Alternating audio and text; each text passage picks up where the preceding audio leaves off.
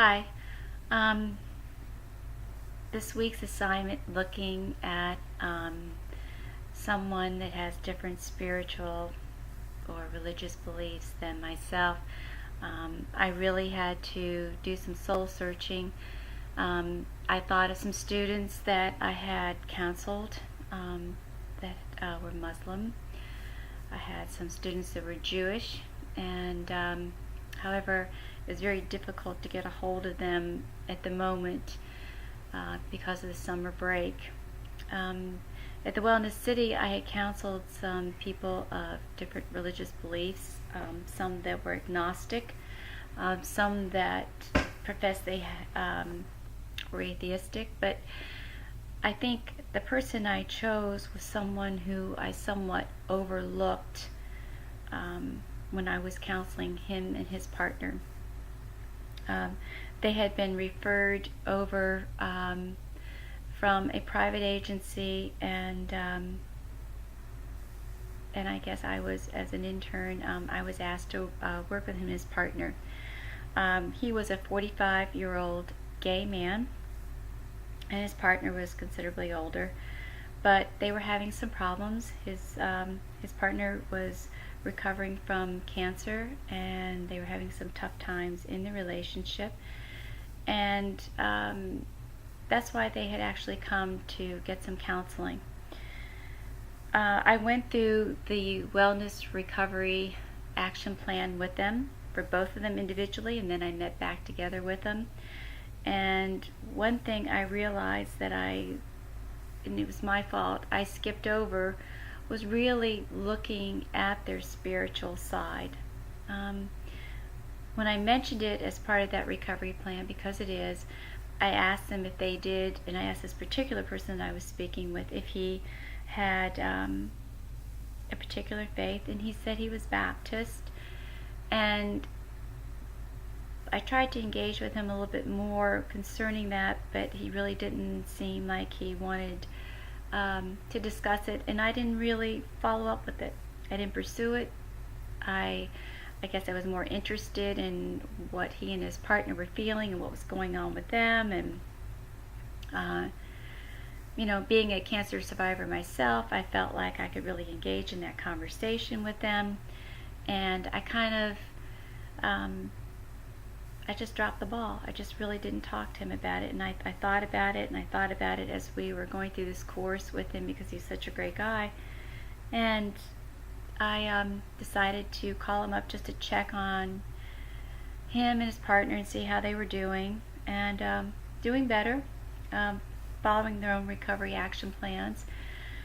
But I let him know that I was in the process of moving and that I was not going to be at the Wellness City any longer.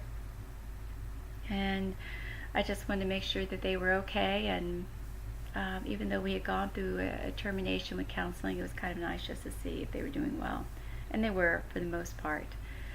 But I did ask him if I could talk to him a little bit about his spirituality and faith, and I was a little nervous, I guess, about asking him, because I really didn't go into that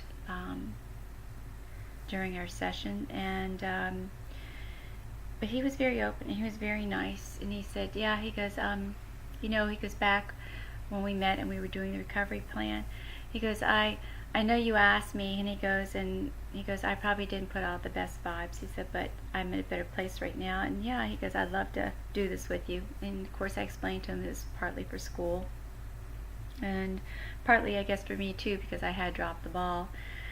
And he explained that, and I knew this from some of his history, that he had been adopted, and he had been with 5 foster homes before he finally got adopted at the age of 5.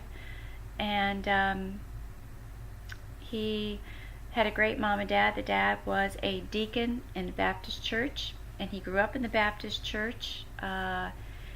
He enjoyed the community of it. He liked the spaghetti dinners and Bible school, and all the different things that the Baptist church offered. He sang in the chorus, and I just kind of laughed when he said that, because it just struck me kind of funny. But he proceeded to sing a Baptist hymn to me, which was really good. And then he talked a little bit about how he, over the years, felt somewhat betrayed by the Baptist Church, and the fact that it was very closed. It was too rigid, too tight. He did not feel that he could be himself and exist in the Baptist Church as well. I knew that he and his father had had a falling out when he explained to his dad that he was gay. His dad had asked him to either change his mind or gave him a 1-week notice to leave when he was 20 years old, and he opted to leave. And I think he still tried to stay in the Baptist church, in a different church. He had moved to Raleigh, and I guess when he was about 35, he, according to him, he decided to leave the Baptist church. And he really has an awful lot of spirituality, a lot of faith. He talked about how people stay connected by their faith, and the need for us all to be connected and to love one another. He knows that God is in people's hearts, that not necessarily that you have to find him in the church, but he did really like that socialization and community and a feeling of belonging, because he said being a gay man that sometimes, even though he has a partner, he does feel very alienated, and so he looked for that. And they have found it in a Presbyterian church that they're going to. He feels that the Presbyterian church is more open.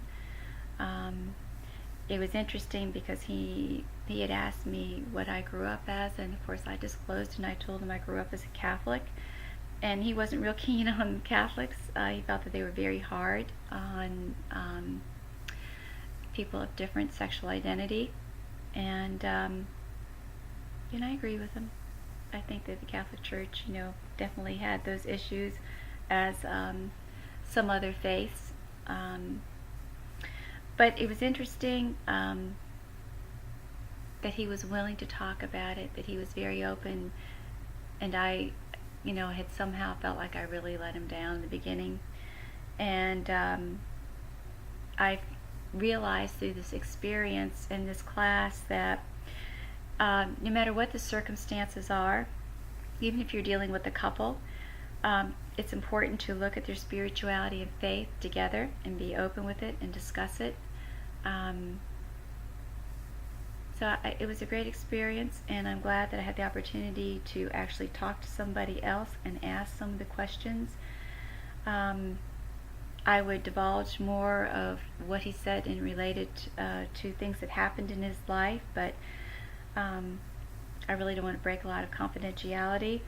I do know that in his early 20s, he was late teens, early 20s, he was at ECU, and he was at a Baptist student union.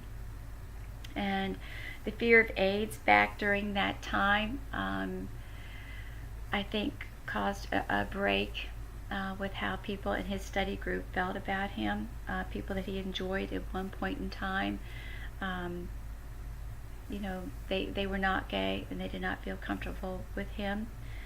And so I think those were some, key points that he brought up about how he felt as far as, how others treated him in a religion. At any rate, learned a lot from it, and I certainly will use the discussion of spirituality more in my counseling to understand my clients more, and maybe how I can better help them resolve issues. Thank you.